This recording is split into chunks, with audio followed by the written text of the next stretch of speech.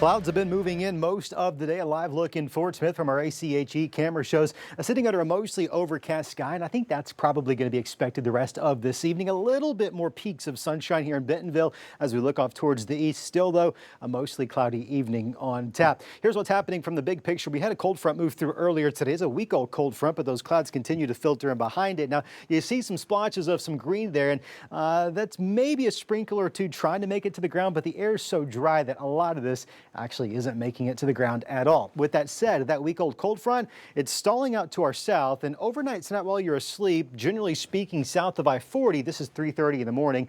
Most folks probably aren't even going to notice. There could be a spotty shower or two, and I wouldn't even be surprised if there's not a rumble of thunder. Not expecting severe weather with this system. This is 5:30 tomorrow morning. Still looking generally very spotty, but by 9 o'clock, it's all out of the area. Temperatures start to warm up as we see a mostly sunny day. Overnight low temperatures falling into the upper 40s. You got some low 50s, very similar to where we were this morning.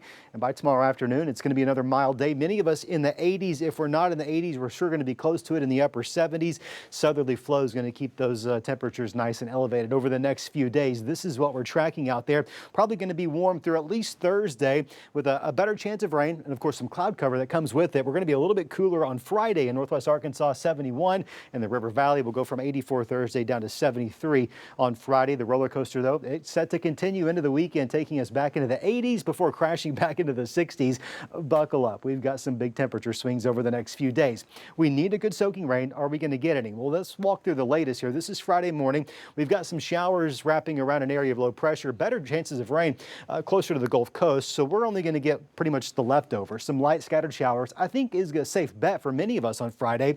No severe weather Friday. Things are going to clear out most of the day Saturday.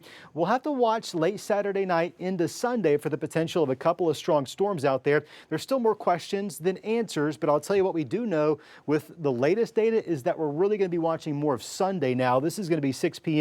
Got a front really trying to come together. The Storm Prediction Center has most of the area, not all of us, but most of us under this slight 15% risk for severe storms.